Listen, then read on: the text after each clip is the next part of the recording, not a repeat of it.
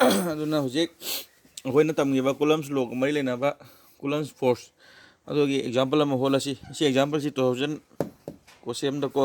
ꯀꯣꯁꯦꯝꯒꯤ ꯃꯊꯛ ꯊꯥꯔꯦ ꯀꯣꯁꯦꯝ ꯍꯥꯏꯅ ꯀꯣꯁꯦꯝ 2015ꯗ ꯍꯪꯕ ꯀꯣꯏꯁꯟꯅꯤ ꯑꯁꯤ ꯍꯧꯖꯤꯛ ꯍꯣꯠꯁꯤ ꯌꯦꯡꯉꯣ ꯍꯣꯠꯁꯤ ꯍꯣꯠꯄ ꯃꯇꯝꯗ ꯀꯃꯥꯏꯅ ꯍꯣꯠꯀꯅꯤ ꯍꯥꯏ ꯇꯥꯔꯗꯤ ꯍꯧꯖꯤꯛ ꯍꯣꯠꯄ ꯃꯇꯝꯗ ꯑꯍꯥꯟꯕꯗ ꯄꯤꯔꯛꯀꯗꯕꯁꯦ ꯑꯩꯅ ꯃꯇꯝ ꯄꯨꯝꯕꯗ ꯑꯩꯒꯤ ꯑꯣꯏꯅꯗꯤ ꯑꯩꯅ ꯍꯥꯏꯅꯤꯡꯕꯁꯦ ꯀꯩꯅꯣ ꯃꯇꯝꯗ ꯑꯩꯈꯣꯏꯅ ꯑꯪꯀ ꯑꯃ ꯄꯤꯔꯝꯂꯕ ꯐꯤꯖꯤꯛꯁꯀꯤ ꯑꯪꯀ ꯍꯣꯠꯅꯕ ꯀꯥꯜꯀꯨꯂꯦꯁꯟ ꯑꯃ ꯄꯤꯔꯝꯂꯕ ꯒꯤꯕꯟꯁꯤꯡꯗꯣ ꯂꯣꯏꯅ ꯏꯊꯣꯛꯄꯤꯌꯣꯕ ꯒ꯭ꯌꯥꯟ ꯇꯥꯕ꯭ꯔꯥ ꯁꯤꯗ ꯑꯍꯥꯟꯕꯗ ꯄ꯭ꯔꯣꯇꯣꯟ ꯂꯩꯀꯣ ꯄ꯭ꯔꯣꯇꯣꯟ ꯑꯃꯒ ꯀꯣꯏꯁꯟ ꯍꯥꯏꯁꯤ ꯀꯩꯅꯣ ꯍꯥꯏꯔꯒ ꯌꯦꯡꯉꯣ find the coulomb's force between a proton and an electron separated by 0.8 into 10 to the power minus 15 meter ꯍꯥꯏꯕꯅꯦꯕꯀꯣ ꯁꯤꯗ ꯑꯩꯈꯣꯏꯅ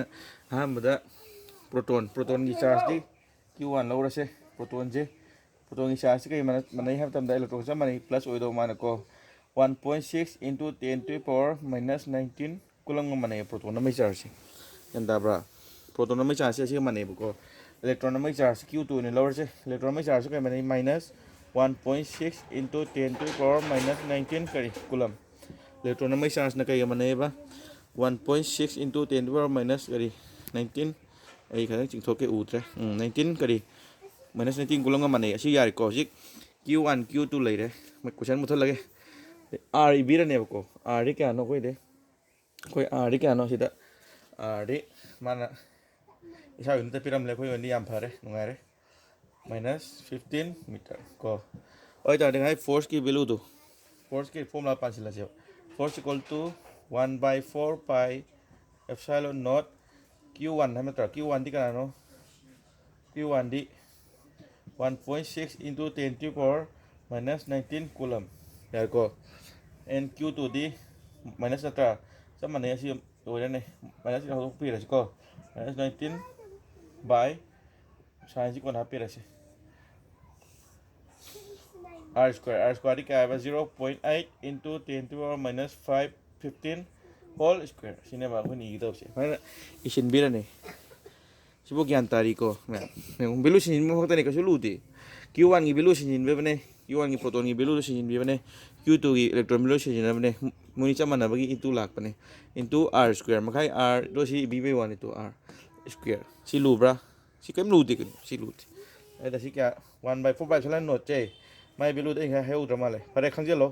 1 by 4 by चलन नोट चे 10 पर 192 10 पर क्या मनेगा minus 9 का मनेगा 1 by 4 by चलन नोट चे करी मनेगा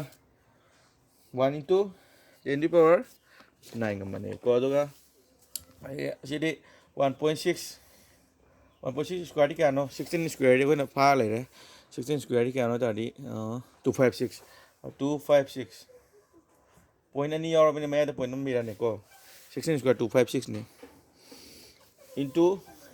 सी 19 10 power minus 19 10 power minus 19 पूरा दिखाई तारे 10 power minus 38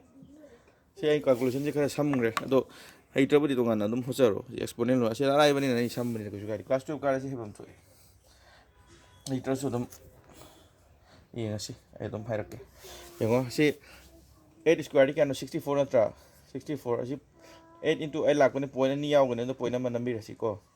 तो 10 to the power minus 15 square का दिखा तारे 30 तारे सी बुक्ति लाई दना को यार को सी बुक्ति के दोबा लाई तो इताड़ी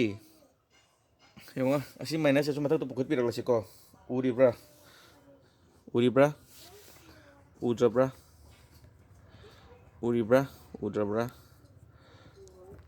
di mutal lase ko mutak asi maka tang uba ware tang uba ware di mutal lase ko tang uba ware ko do mutal lase dia sida ira equal to uridre so dia sida ira ko susu udre sida ira sida urabra ure ya oi tadi yo si asi mata pukula se dia si 9 6 into 9 6 ja 54 put the 5 9 6 ja 9 into toxila 9 6 ja 54 put the 5 9 5 ja 45 55 to the 5 amuka 9 2 ja 18 23 point क्या नाम है इसे point क्या नाम ले point कोई अन्य ले अन्य नंबर है को into ऐसे मतलब तो बहुत पीरा दिखे ला plus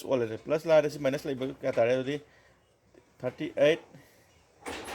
into 10 to the power plus laani ko 30 ado si samgraseba plus ka minus ka di kari lemor ne sida minus 8 lemor ne yare ko lemor ne ba minus 8 makara ka lemore makara di 0.64 sibu gantari yare ko unity ko na happy rase unity ko khang le force unity kai no Newton này chứ sao giờ Newton là phụ thuộc làm bằng force unity cái ba Newton cái nó ngang của mình là Newton hay là nó cái nó ngang ngang của nó chỉ bố lấy đấy chỉ mà khá đã chỉ mà khá đã chỉ zero mà khăn cái gì zero mà khăn mà làm này cái đó bấm lấy tôi cái gì khá sắm bì rồi cái gì mà thay cái zero mà khăn cái mà khá đã one này ra zero năm cái đó Maka 0 mangi 64 mathak ta kaya to ba 1 ira 0 ni half ka ba into 10 to the power kya minus 8 there ko 100 kang na to mangna re 64 na divide to ra 64 na divide to ga ba 64 na ko 64 divide to ba sum no lage 64 na kya da 1 2 3 0 4 da to ka than na gi ani na trying to anta ma thoi ko de tara ani gala si ani hum taruk ani ni mari kaksan na bayari kaksan na bayari kaksan na si ani nam kaksi ani mga tara ani tara mani luk trying to ani na ani ni mari ani mani ani luk trying to amko sa ani ni yari ani ni mari ani pan truk ani pan truk mo sa ani yari ani pan truk ni pan amko yari ni pan kalas ka tara de palhung kun mari palhung kun mari ko palhung kun mari ni pan tong ni pun ni pan 36 tara oh direct các bây 36 into 10 to the power minus 8 Newton half percent thì các bạn bây giờ 3.6 into 3.6 into 10 to the power kia nó point năm hình rồi mấy nè minus 7 Newton main hold cái lại ra lù ra em gan tabi ra đi giống như video sang photo view cái bit gan tabi ra cho hai video soi khi vậy anh là calculation đâu soi video làm gì soi video cái gì tôi cho hai video có si ông si last cái si mà rồi standard form nó thằng cái đâu có cái point nó hấp dẫn là đi point hấp dẫn mà si đó